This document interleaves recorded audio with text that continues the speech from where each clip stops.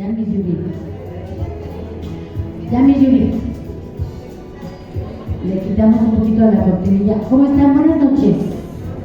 Queremos aprovechar de la mejor manera el tiempo, así que las indicaciones que da aquí la coordinadora de esta semana, pues es importante que las acatemos. Además, por acá me dicen, es que me estiro mucho, pues qué bueno, ¿no? Esto, evitamos muchas cosas. ¿Cómo les fue ayer? ¿Les gustó?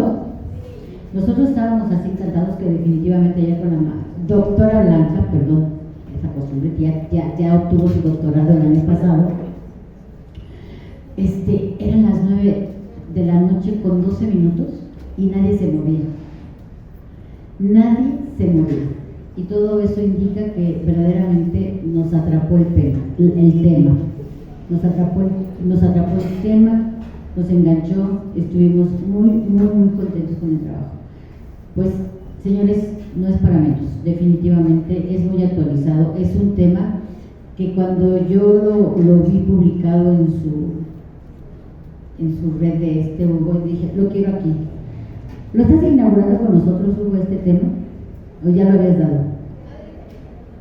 No se acuerda, pero lo armó y yo le dije, lo platicaba con Blanca, vamos a ponerlo porque está buenísimo, está buenísimo. Entonces, pues verdaderamente me siento muy contenta de que la decisión que tomamos pues haya sido la adecuada. Vamos a continuar, Hugo. Empezamos de una vez para aprovechar de la mejor manera el tiempo. Una queja, sugerencia de Hugo. Participen, háganle preguntas, difíciles, fáciles, todos tenemos una pregunta y a veces nos da mucha pena hacerla, ¿no? Pero dicen que no hay peor pregunta que la que no se hace. Entonces, pregunten todo lo que ustedes quieren. Para eso lo hemos llamado a él y a ustedes. Señores, pues bienvenido, buenas noches. Buenas noches. ¿Cómo están? ¿Descansaron? ¿Qué tal el calor? Horroroso. Bueno, en fin, vamos a apresurarnos. Se supone que teníamos el programa en 3 días, ahora me entero que son 4, pues qué bueno, porque tenemos muchísimo material para compartir. Pues bueno, no voy a apresurar los temas, puesto que tenemos hasta el día viernes para poder concluir en calma y sobre todo reflexionando sobre la circunstancia.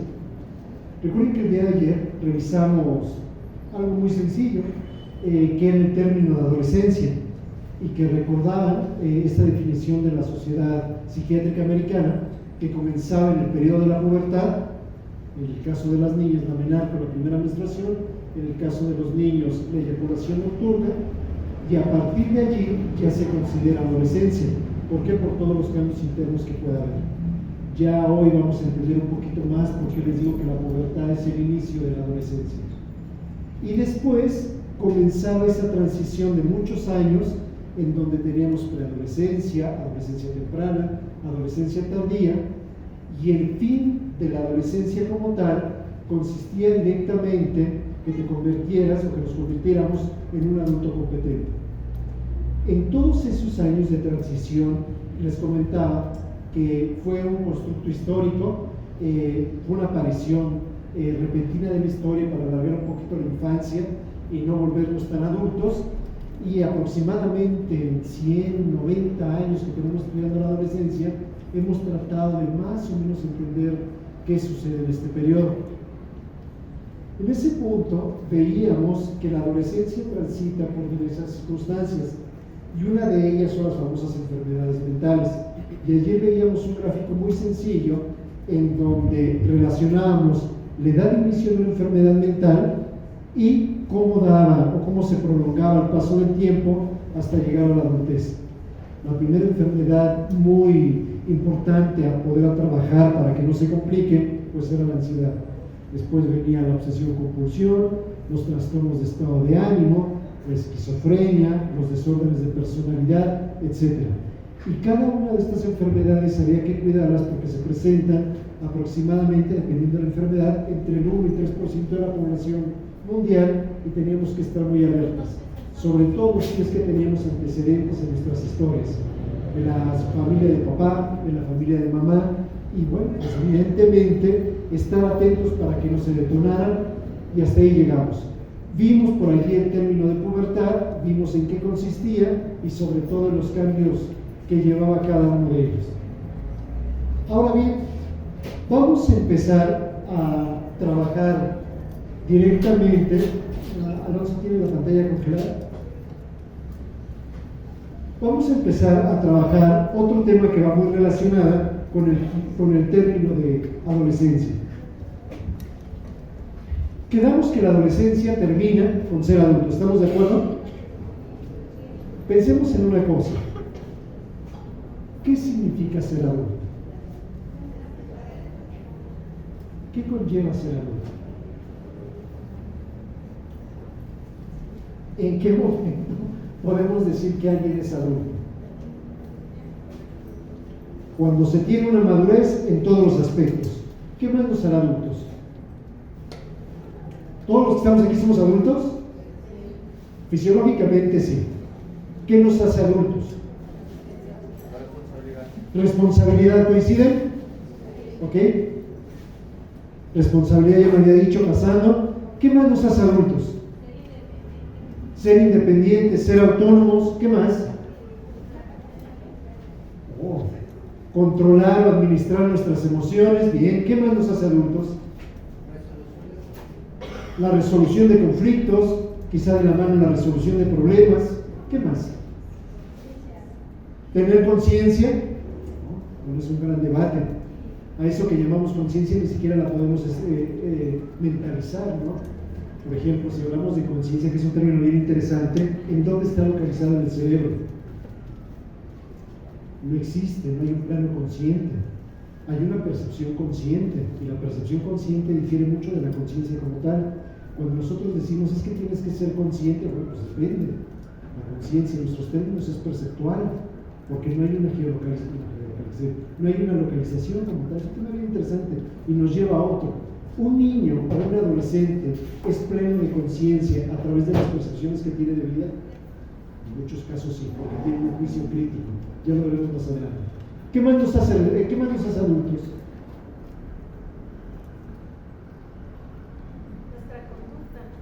Nuestra conducta. ¿Qué más? La madurez.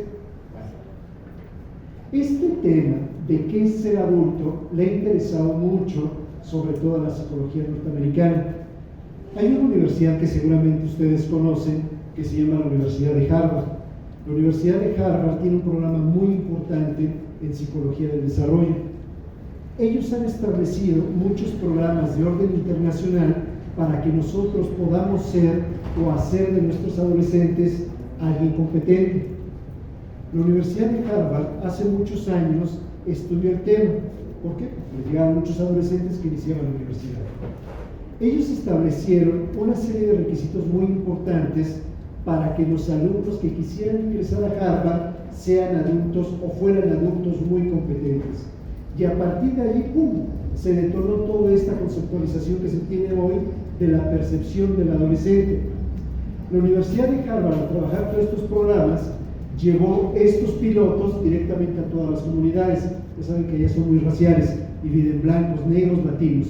Y llevó todas estas competencias de los adolescentes a las diferentes razas que existen en el país. Los resultados fueron extraordinarios, porque por primera vez en la psicología definíamos qué carambas era el término de la adolescencia y qué carambas consistía ser adultos. Ellos empezaron a elaborar agrupaciones de competencias y determinaron que existen 12 competencias con las cuales yo puedo denominar si alguien ha transitado a la adolescencia. Fíjense qué interesante. La primera competencia que ellos enuncian es la competencia del amor. ¿Qué tan importante será que yo como adolescente sepa competir en el amor? ¿Qué tan importante será que como adulto sepa manejar todo lo del amor? El amor conlleva 3 facetas. El amor romántico, que puedo tener con una pareja. El amor filial, que es con los amigos y a los padres. Pero también hay un amor profundo, que es el famoso amor ágape, ese amor espiritual que puedo desarrollar con respecto a mis creencias. Combinen toda esta fórmula y empiecen a elaborar y dicen, alguien que desee ser adulto tiene que tener la competencia del amor. Y es bien sencilla de entender. 2 preguntas. Primera, ¿el amor lo puede todo? No me dejaron frío. A ver, esperen. Va de nuevo. ¿El amor lo puede todo? Pues no, ¿verdad? Yo puedo amar mucho a mi pareja, pero no necesariamente me hace estar con ella. Porque hay otras condiciones más allá del amor que no me van a permitir ajustar. Cuando yo determino que el amor no lo puede todo, no significa que no me mueva internamente. Significa que a veces el amor maduro también significa hacerme un lado, quitarme, porque estoy entorpeciendo el desarrollo de los demás. Cuando un adolescente se enamora, él querrá o va a creer que el amor lo puede todo. Sí, fabuloso. Y ni siquiera lo va a definir como amor. Nosotros lo definiríamos directamente como un amorío, como un enamoramiento, porque el amor conlleva también una madurez con el paso del tiempo. Por ejemplo, nosotros al hacer nuestra pareja, ¿en qué estado de amor nos casamos o nos juntamos con aquella pareja que decidimos para nuestra vida? Pues la mayoría de nosotros lo hacemos enamorados, y estadísticamente el enamoramiento por todas las condiciones más o menos tiene un periodo de 7 años. Por eso no es de extrañar cuando nos metemos al INEGI y empezamos a ver cuánto duran las parejas, en promedio están en 7 años. Por eso son los años más complicados. Tense en cuenta, y cuando los hijos entran en preescolar, primero, segundo de primaria, es cuando más separaciones hay. Porque esos 7 años son definitivos para ese mismo enamoramiento. Y estar enamorado es fabuloso. Pero si voy a manifestar una opción de vida, un proyecto de vida desde ese estadio, también va a tener sus consecuencias. Por ejemplo, pensemos en estas novelas románticas. ¿Se acuerdan de los Capuleto? De Romeo y Julieta. ¿Por qué se suicidaron? ¿O por qué se suicidó y después la alcanzó el otro? Porque no podían estar juntos y se emberrincharon y acabaron matándose, y la otra sonza también matándose. Cuando nosotros prohibimos un amor a los adolescentes, ¿se les convierte en berrinche? Pues sí. Y cuando nos prohibieron el enamoramiento, ¿se convirtió en berrinche? Pues hasta tuve 4 hijos, 5, por berrinche lo hice. Y fíjense, es un estadio de enamoramiento. Evidentemente el enamoramiento tiene una transición más profunda, que sería un amor romántico. El amor romántico es cuando entiendo que el enamoramiento ya no me hace perder la razón. Y ahí viene otro acomodo bien difícil. Fíjense, pensemos lo siguiente. ¿Cuál será el problema más importante a resolver dentro de nuestros hogares?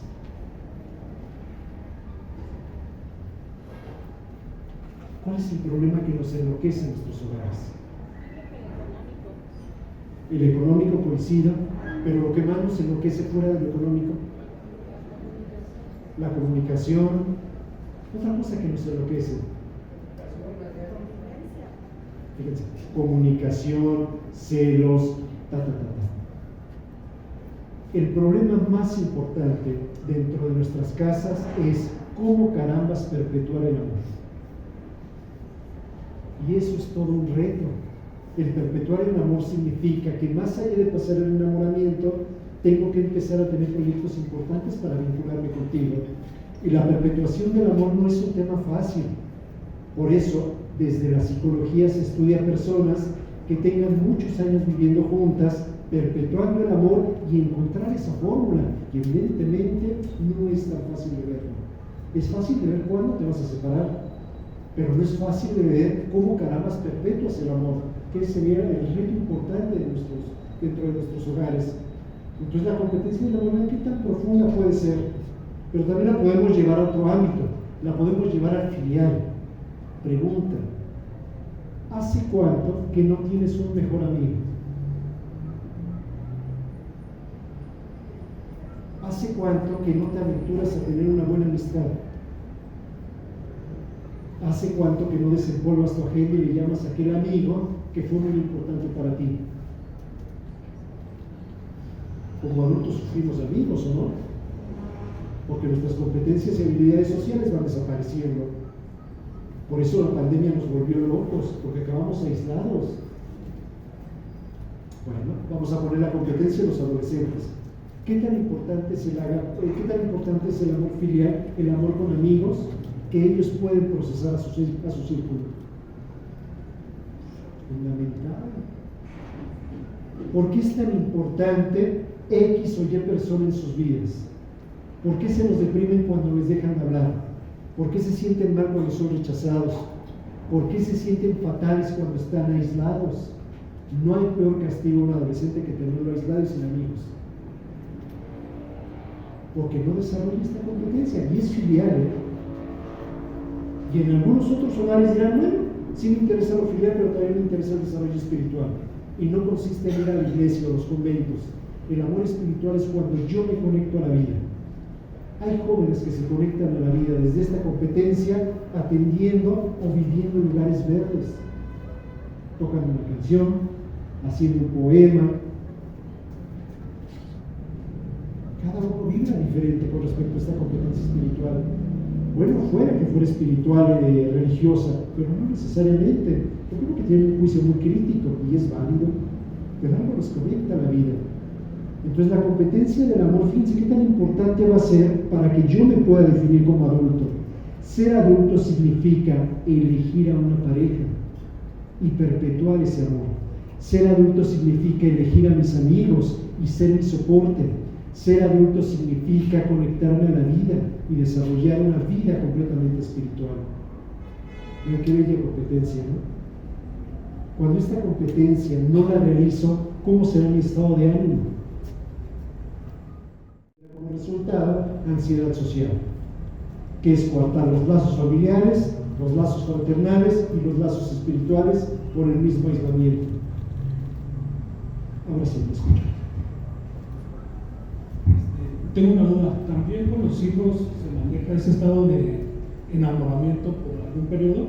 Porque incluso he escuchado que luego dicen, es que a cierta edad ya no son tan graciosos. ¿Pasa que ya no son tan graciosos o que a nosotros ya se nos pasó el enamoramiento? Oh, qué gran pregunta, fíjense. Ahorita que hable de vasopresina, se la voy a contestar, pero la respuesta estaría en los niveles de vasopresina. La vasopresina es un neurotransmisor que surge en la pubertad y que nos permite ese amor filial, ese amor paterno. Todos tendremos ese neurotransmisor. Y hablo de los varones, no de las mujeres.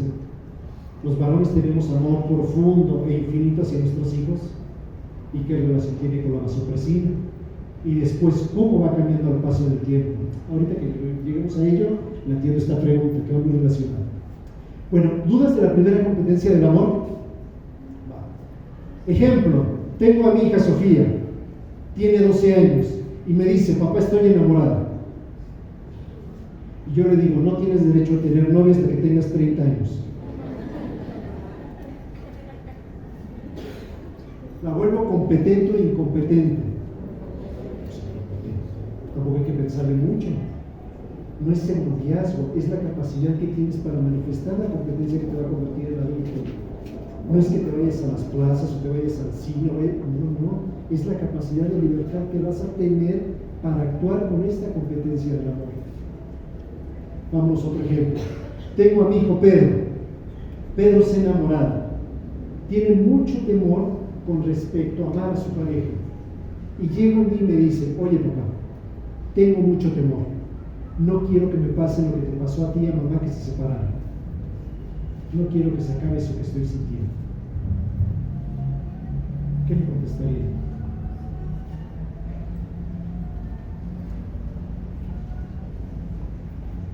Pues otra realidad del amor. Pregunta, ¿el amor duele? ¿El desamor duele? ¿El desamor nos entristece? ¿El desamor nos decae? ¿Por qué carambas lo disfrazamos? Si te ha tronado tu novia, llorarás. Si te ha tronado tu novio, llorarás. y quizá te mantendrás algunos días en la cama y dejarás de comer y quizá estés obsesionado con esa persona y no pasa absolutamente nada, porque también el amor duele y duele muchísimo, pero también hace vibrar y es una polaridad del amor. Como da placer, da displacer o dolor. Pregunta y última reflexión: ¿cómo manifiestan la competencia del amor con sus hijos? ¿Qué hacen con su hijo adolescente cuando les empieza a hablar en términos fraternales, amorosos, familiares, espirituales? ¿Qué hacen para impulsar a la competencia del amor?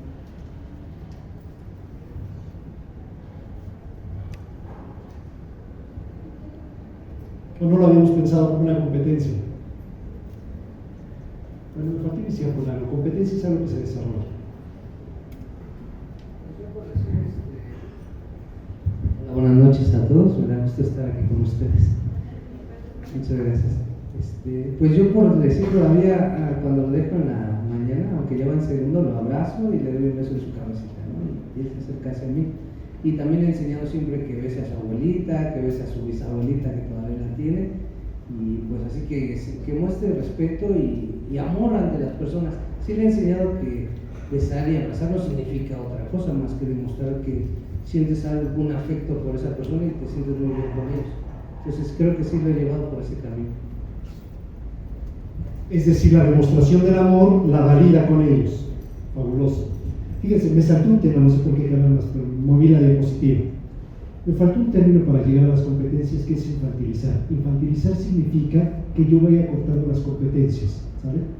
Por ejemplo, yo le digo a él, bueno, más bien, mi hija viene a mí, tiene 13 años, me dice, papá, quiero tenerlo, y yo le digo, no, hasta los 30 años. ¿Le estoy infantilizando? Sí. Es una forma de volverle incompetente. Entonces, infantilizar significa quitar estas habilidades de competencias porque tengo temor de que las empiece a desarrollar, ¿no?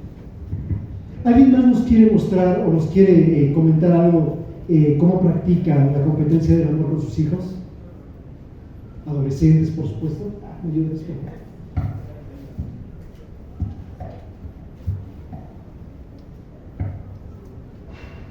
Gracias, buenas noches. Yo aquí, con todo lo que has mencionado, me doy cuenta que esa competencia no la tengo desarrollada. ¿Por qué? Porque a mí no me gusta que me estén abrazando, ni que me estén chiqueando, ni nada por el estilo. Entonces, el demostrar, yo los amo a mis hijos, los adoro, son mi vida, pero demostrar esa situación de un abrazo, de un beso, híjole, me cuesta mucho trabajo. Entonces, ahí voy, ahora sí que al menos con la niña, con Zoe, llega y mamá, y me abraza, ya nada más uno, ¿no? Y hasta me limpio porque no me gusta. O sea, no la desarrollé, ¿no? Al final, yo ahorita, con todos los traumas existenciales que tiene uno, pues me doy cuenta esa parte. Igual con la pareja, ¿no? Me cuesta mucho trabajo ser amorosa, cariñosa y todos esos términos melosos, ¿no? Entonces, desde el hecho de la florecita, recuerdo muy bien cuando nacieron mis hijos, me llevaron un megarramo y el ramo se quedó en el patio porque no me gustó, o sea, pero me cuesta demasiado trabajo esa situación. Fíjese, abre un gran debate. El amor se expresa por lenguaje, ¿estamos de acuerdo? Y hay diferentes formas de lenguaje para poder expresar amor. El lenguaje típico frecuente de expresión es aquel que es por la caricia. Pregunta, ¿es la única forma de lenguaje de amor? No. Los actos de servicio es otra forma de lenguaje de amor. Hay muchas formas. Les recomiendo un libro, no es tema, pero les recomiendo un libro que se llama Lenguajes del Amor. Son 7 lenguajes del amor que puedo empezar a practicar cuando yo detecto que tengo un límite. Y no necesariamente tengo que tener un lenguaje que me es incómodo, pero sí tengo que comunicarle al otro que la forma en que yo amo es esta, que difiere mucho a la que tú tienes. Pero hay un principio: al comunicar ese lenguaje del amor es más fácil que vaya fluyendo. Ejemplo típico: yo no soy de las personas que abrace, bese, acaricie, pero todos los días, cada que te hago tu lunch, te pongo un recado allí. Cada que me pides algo, doy un acto. Cuando yo te hago saber que esa es mi forma de amarte, en automático yo resignifico y entiendo que mamá a lo mejor no es de tanto abrazo y eso, pero sí es de acciones. Da igual qué lenguaje, lo importante es que yo me dé cuenta qué carambas y qué lenguaje estamos ocupando. Entonces por ahí ven que ese libro es un libro bonito. Por favor. Hola, buenas noches. Y a mí, al contrario de la mamá, yo en primaria yo soy muy abrazadora, muy besadora, y mi niño cuando iba a la primaria pues se dejaba y lo hacíamos, pero ahora que está en la adolescencia pues ya obviamente ya no se deja ni abrazar ni besar. Sí me costó a mi trabajo respetar esa parte y lo he respetado. He intentado de otra manera el no dejar de involucrarme sentimentalmente con él, y me ha tocado aprenderme ahora todos los superhéroes de Marvel y me platica de las películas. Entonces yo me he tenido que involucrar en esos temas que son de su interés y me ha funcionado, ¿no? Y sobre todo a ver, de repente le digo, tengo un cariñito, le doy un dulce, ¿no? O sea, como ya no me deja abrazarlo, me dice, oye, ¿ya no tienes otro cariñito por ahí? Y le digo, o le dejo de repente un recadito. Hace no mucho le dejé un recadito el 14 de febrero y en su escritorio, y cuando le limpio el escritorio le dije, ya lo tiramos, y me dijo, no, déjamelo ahí. Y ahí lo conserva el recadito que le dejé, ¿no? Entonces creo que sí nos puede funcionar esa parte que los niños ahorita no nos dejan o no nos permiten acercarnos mucho a ellos. A lo mejor demostrarles de repente con un detallito, ¿no? Un chocolate o algo, y creo que sí funciona esa parte y se les queda marcado a ellos. Sobre todo porque entendemos, y esto nos lleva a otra reflexión. A ver, si se dan cuenta, todo lo que vamos expresando ahorita tiene que ver con nuestra competencia en el amor. ¿Ya se preguntaron cómo están en esa competencia del amor para después hacer la habilidad en sus hijos? Buenas noches. Me parece muy interesante lo que nos compartes, porque quisiera agregar, depende mucho cómo nosotros crecimos y cómo nos expresaron el amor nuestros propios padres, que tiene mucho que ver con cómo hablábamos con el tema de ayer, ¿no? De si nos acercamos sexualmente a nuestros hijos. Bueno, para hablar de este tema me refiero. Y respondiendo un poco la pregunta, me gustaría como decir, abiertamente les tenemos que dejar elegir a ellos cómo quieren expresar el amor, ¿no? En mi caso, mi familia me enseñó y me crió siendo muy de contacto, ¿no? Abrazando, besando, y por el otro lado mi esposa es todo lo contrario. Entonces mi hija tiene estas dos partes, ¿no? Y justo por eso digo, tenemos que dejarle elegir, y nosotros en su momento hablamos de eso, porque también llegábamos a casa de mi mamá y mi mamá, dame beso, saluda a tu abuelita, y dale beso a tu abuelito, y saluda a tu tía. Entonces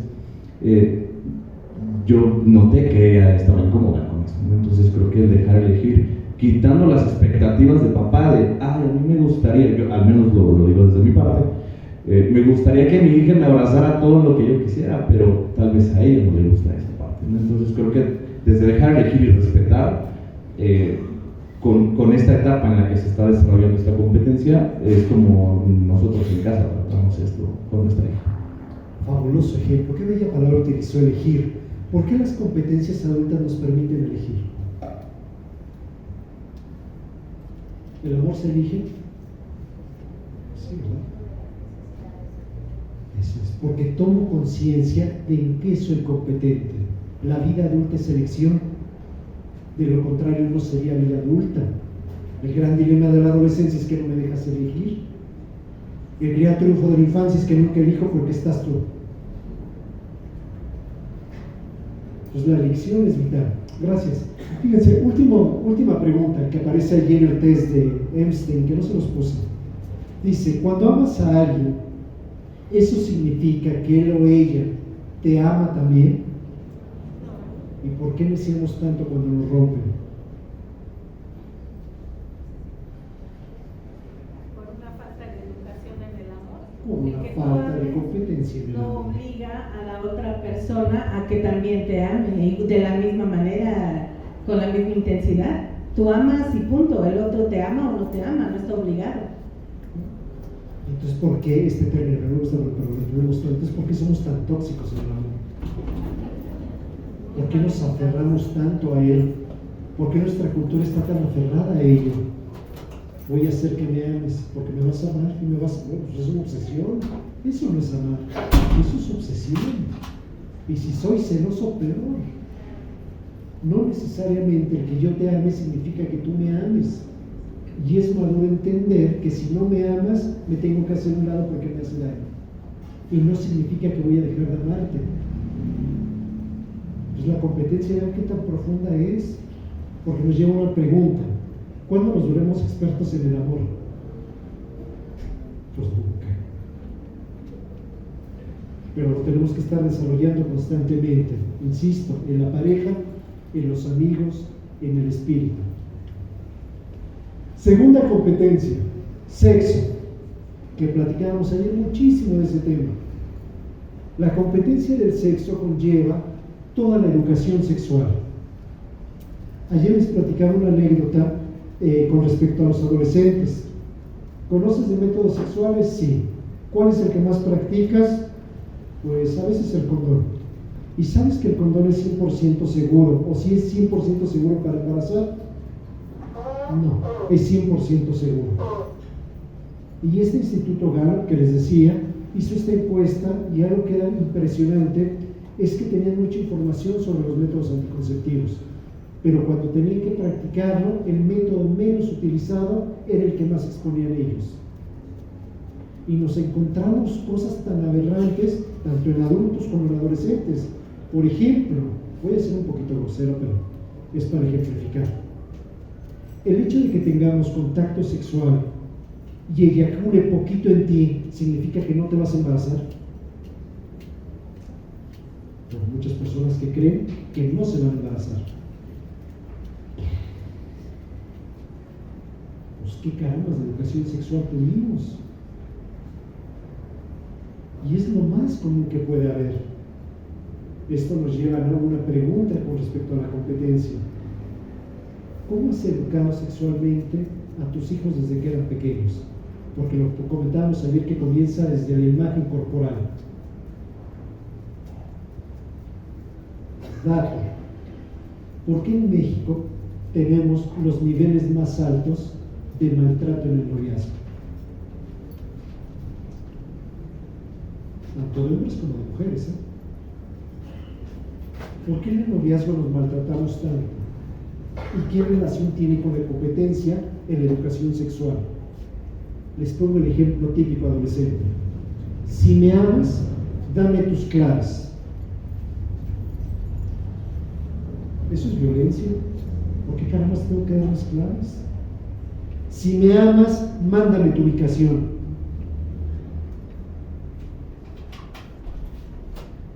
¿Sí les suena familiar? ¿Cuántos de nosotros adultos tenemos estas prácticas? Pues somos incompetentes en la educación sexual. Y es maltrato.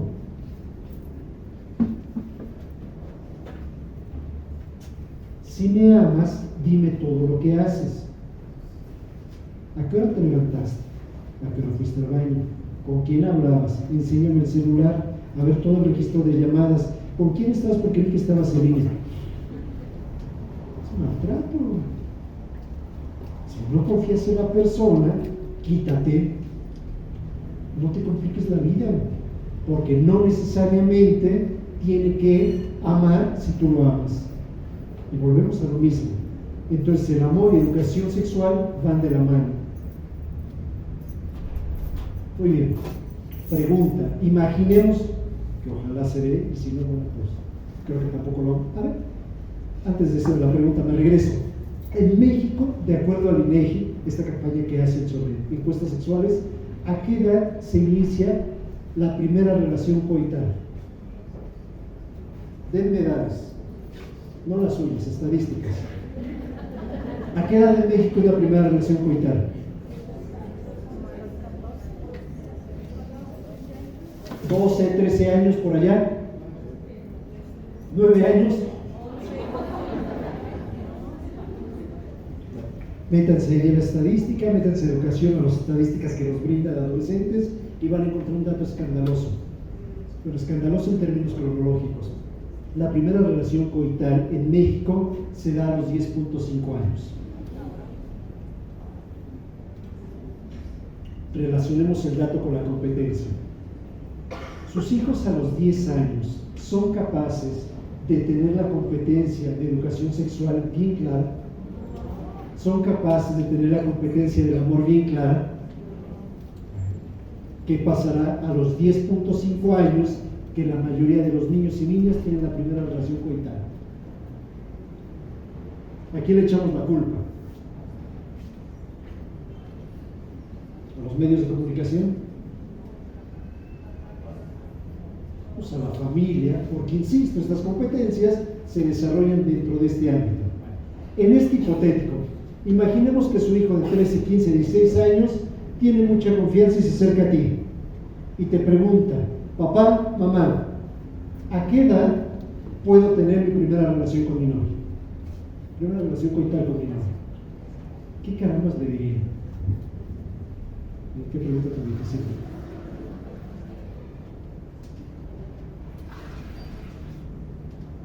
¿Qué les diríamos?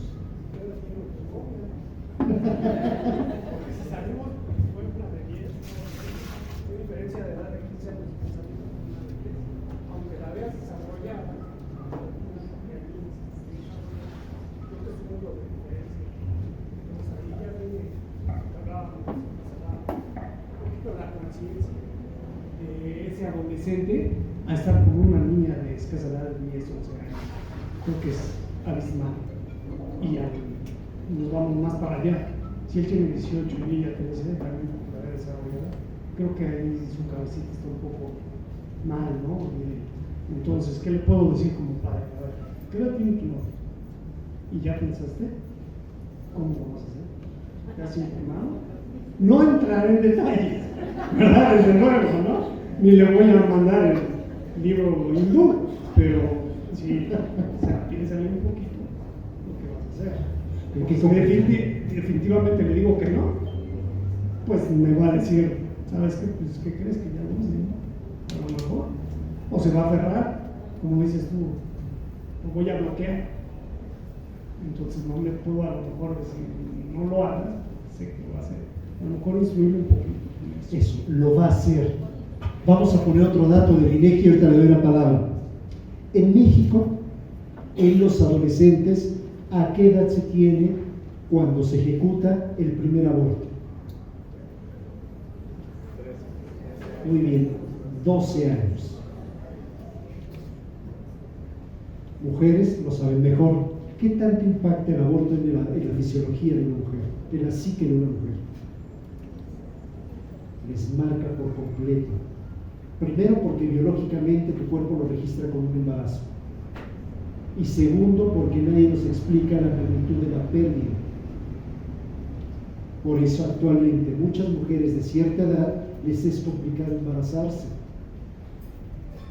35, 40, 45 años que desean embarazarse, no se pueden embarazar porque tuvieron una mala experiencia con el aborto. Y es bien común, ¿eh? Pero estamos hablando que a esta edad se dé el primer aborto. Relacionemos otro dato con la primera relación sexual. ¿Cuál es la enfermedad de transmisión sexual que más tiene el grupo de adolescentes? Pues el virus del papiloma humano. Pregunta, ¿hay vacuna?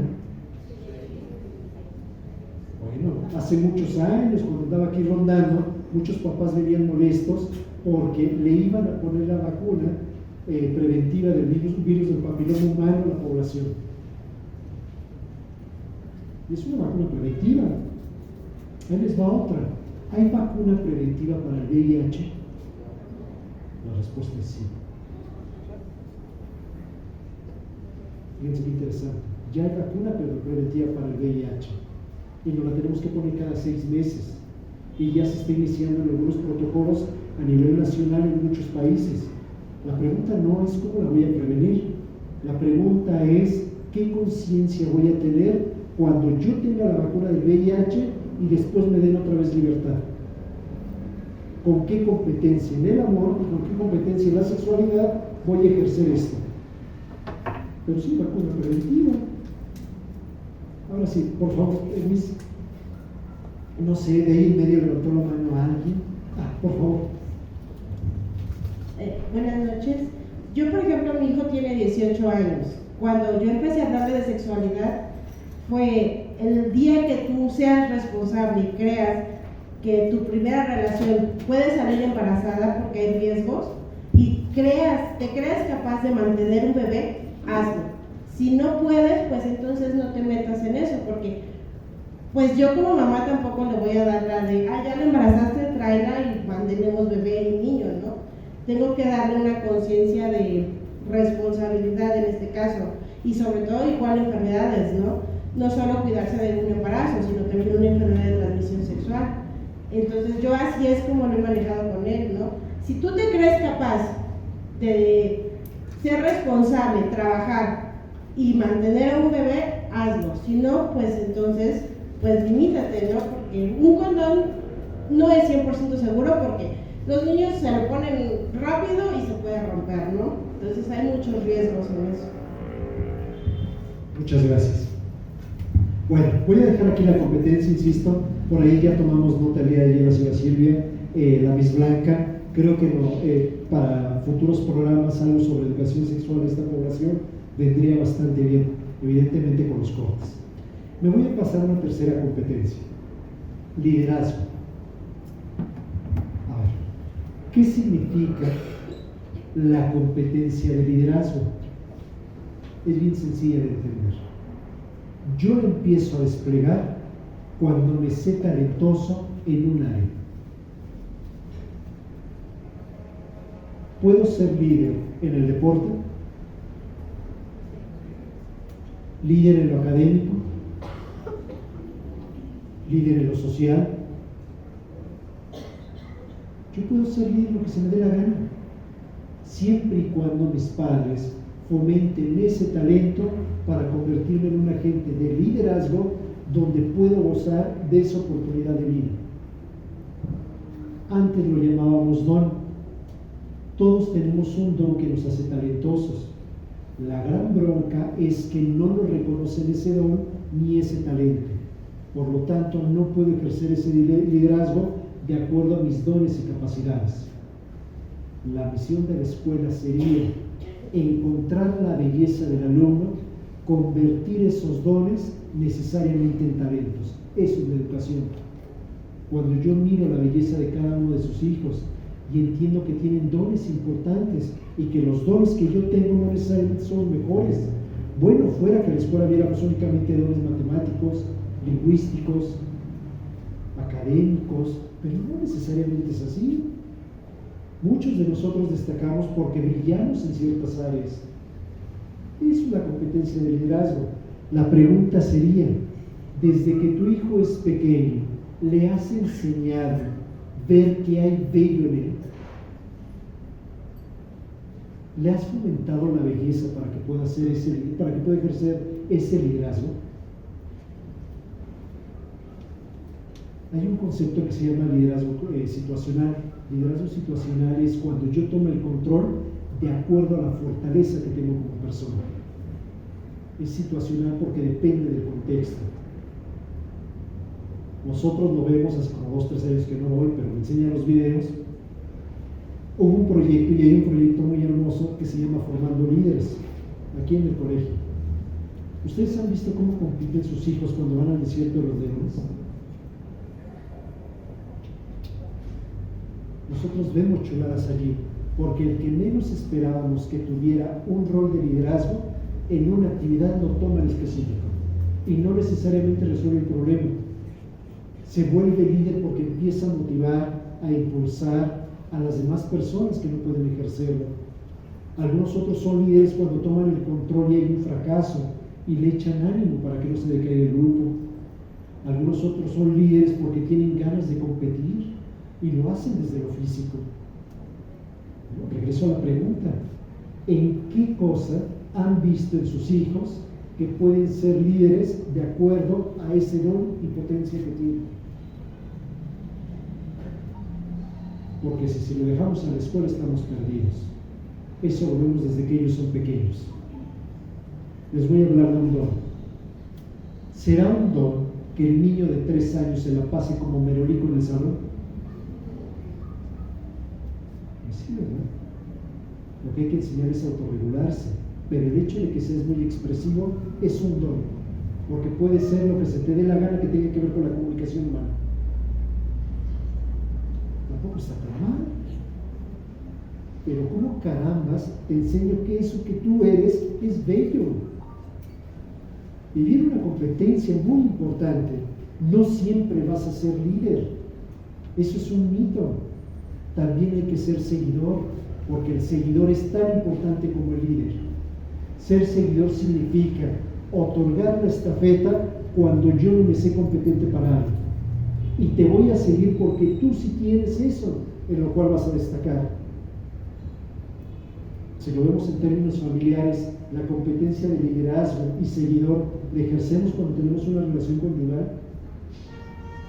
A lo mejor mi pareja puede ser muy bueno liderando un proyecto, porque vamos a hacer una inversión, y yo me puedo convertir en una buena seguidora o en un buen seguidor, pero te permito porque confío en lo que estás haciendo.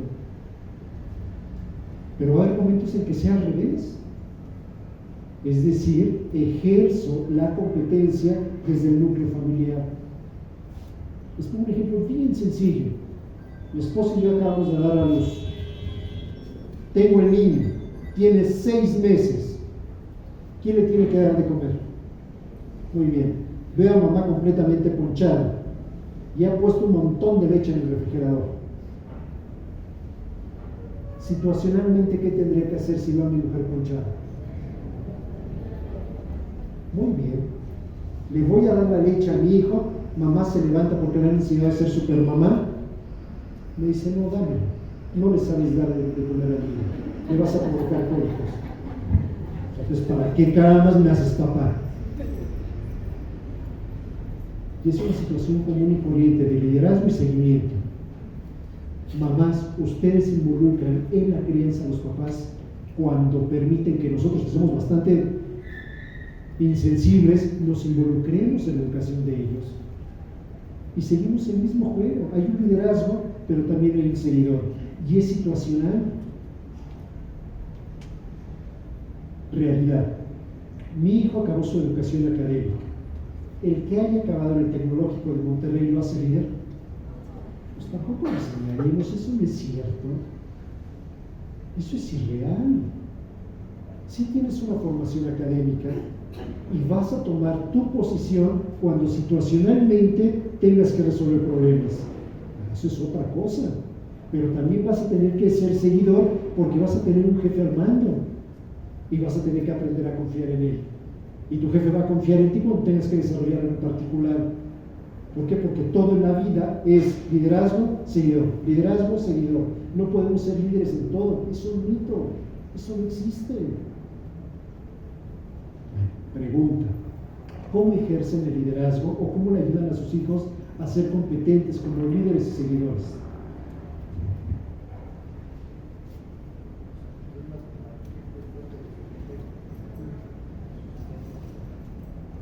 ¿Entre hermanos pudiera ser? Bien. ¿Qué más? ¿Quién más nos comparte? ¿Cómo ejerce el liderazgo en su familia? ¿Cómo desarrolla esta competencia? Dejándolos participar en. Muy bien. Ejemplo clásico. Mi adolescente tiene que tender la cama porque de acuerdo a las tablas de Montessori ya le corresponde. Fabuloso, ya lo tengo claro. A los 13 años, bueno, desde antes, pero a los 13 años ya tienes que tender tu cama. Va, la tiende y la hace toda mal. ¿Ejerció su derecho? Sí. ¿Qué le digo y cómo modifico que la cama está mal? Y es todo un tema. Porque antes de que él lo pudiera hacer, tuvo que imitarme. Porque si no me imitó, no vas a hacerlo. Muchas veces presuponemos que el liderazgo es por ósmosis. Vas a ser líder y vas a tender tu cama, y la ósmosis te va a iluminar. El liderazgo se imita.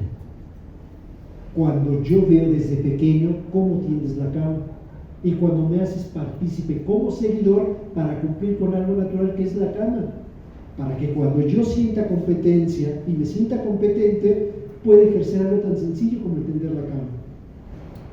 Es decir, la conducta de liderazgo no viene de ahorita, viene de muchos años atrás, cuando nuestros hijos quieren ser como Topollillo y como su mamá, porque es un proceso natural. Ahora sí, perdón. Buenas noches. Sí, pues en mi caso yo tengo un adolescente tardío y una preadolescente. Entonces ahí yo veo que precisamente justo lo que comentas, el grande funge como líder con la hermana porque todo lo que hace el hermano, ella lo quiere hacer y él funge porque le enseña, ¿no? Y la guía en este caso, ¿no? Ya sea para aprender a andar en bicicleta, en el caso, por ejemplo, de inglés, que él es muy bueno y ella no tanto, bueno, la jala y le enseña, entonces lidera toda esa parte, ¿no? Con su hermano, que es pequeño. Qué gran ejemplo, ¿no? Desde allí, no todos tenemos la fortuna de tener un hijo dentro de casa, número 2 hijos o 3 hijos, pero desde allí se ve. Vamos a hacer la competencia un poquito más elaborada. ¿Quién está de acuerdo con el gobierno?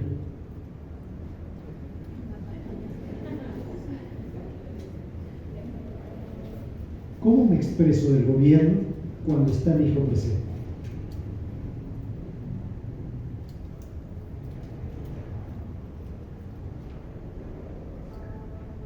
Bueno, se las voy a cambiar, está muy difícil. ¿Quién confía? ¿Quién no confía? Bueno, más bien, ¿quién confía en la escuela donde está inscrito?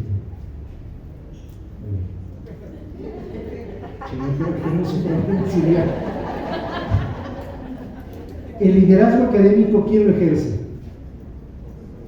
Muy bien.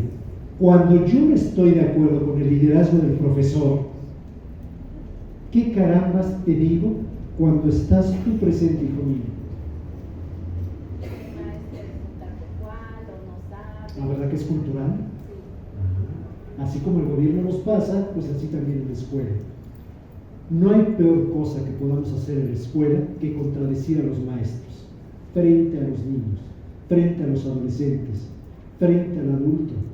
Es lo peor, porque no voy a entender el liderazgo situacional de lo académico. Puedo no estar de acuerdo con tu metodología, y es válido. Puedo no estar de acuerdo con la forma en que impartes, y es válido.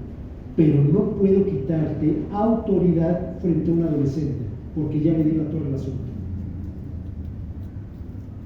Los maestros, y aquí tengo varios, estamos perdiendo autoridad moral frente a la situación de liderazgo académico y estamos metidos en un lío. Ya hasta ni los podemos tocar.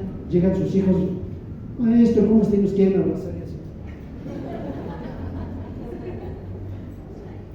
¿Verdad? Qué duro, ¿no? Es que pueden tacharte de una violación, bla, bla, bla, bla. Tenemos un problemón de liderazgo situacional. Hemos perdido el poder. Pero también ustedes nos lo han quitado porque frente a ellos nos quitan ese liderazgo. Y está bien, no estemos de acuerdo, es muy válido y es adulto, pero no lo hagas frente a los adolescentes obvios porque le das en la torre al sistema. Es una cuestión de liderazgo. Quiero resolver la bronca, pues como adulto la vamos a resolver entendiendo que no estamos de acuerdo con la metodología. Siguiente competencia, resolución de problemas. ¿Qué sería resolución de problemas? Fíjense, hay una bella definición de la inteligencia. La inteligencia siempre es resolutiva. Si no es resolutiva, no tiene sentido la inteligencia. A ver, ¿cómo? Si va de nuevo. La inteligencia es resolutiva. De no ser resolutiva, no eres inteligente. ¿Qué es ser resolutivo? Resolver problemas. Para eso tiene sentido la inteligencia. La inteligencia no es aquella capacidad de abstracción de la información. Eso lo hacen las computadoras y lo hacen muy bien. Yo lo hace la inteligencia artificial con estos sistemas importantes de razonamiento. Ser inteligente significa ser resolutivos. Pregunta, ¿soy resolutivo cuando no entrego la tarea y vivo la consecuencia de no haberla entregado? Pues sí, me hace resolutivo, pero si tú llegas a entorpecer mi fodonguez y me justificas frente al maestro, ¿me haces inteligente? ¿Me haces resolutivo? Pues nunca vas a acabar la escuela, hermano, porque no viviste la consecuencia de algo que elegiste. Ser resolutivo significa que yo asumo una responsabilidad de cualquier solución. Bueno, fuera que tuviéramos siempre soluciones correctas. Es un mito, siempre nos equivocamos. Soy resolutivo en la medida en que me permites ejercer mi derecho de elegir. Oye, ¿cuántas veces me has dicho que esta novia no me conviene? ¿Sabes cuándo lo voy a entender? Cuando me mete el fregadazo. ¿Qué querés? Sí tenías razón. Resolutivo significa que yo tenga la capacidad de elegir lo mínimo y lo máximo. Les voy a poner otro ejemplo. ¿Quién de aquí va a elegir la preparatoria de su hijo? ¿Qué preparatoria es? ¿Quién de ustedes va a elegir la preparatoria de su hijo? Maestra Blanca, ¿cuántos cuestionarios le llenan por medio de los padres? Yo fui a la prepa 7 y es extraordinaria. No te preocupes, no pienses para qué, eso es muy desgastante. No sea resolutivo. Vean la prepa donde yo fui porque me fue extraordinariamente bien, es de alta calidad.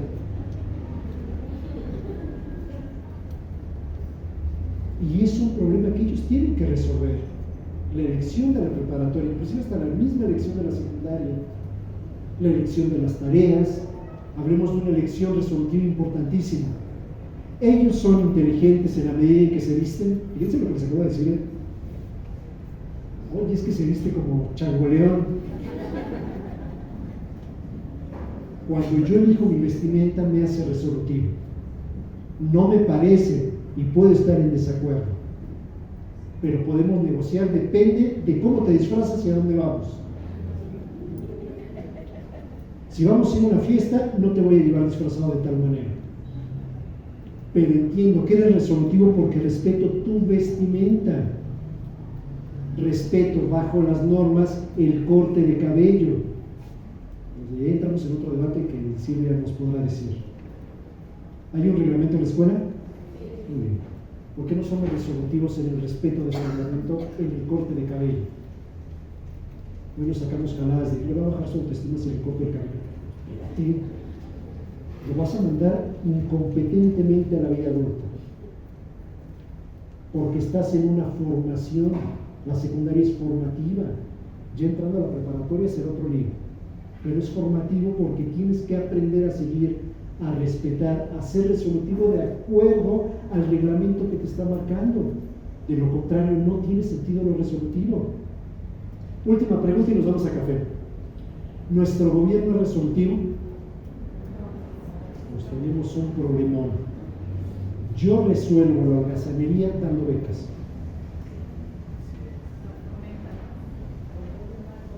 Y no es la beca, es que no resuelves tu problema. Cuando tú me dices, es que yo tengo una formación universitaria y solamente encontré el trabajo de taxista o de mecánico, tienes un problema de resolutivo de tu vida. Porque con eso que sabes estás por arriba del promedio. Y si no encuentras trabajo es porque no eres resolutivo.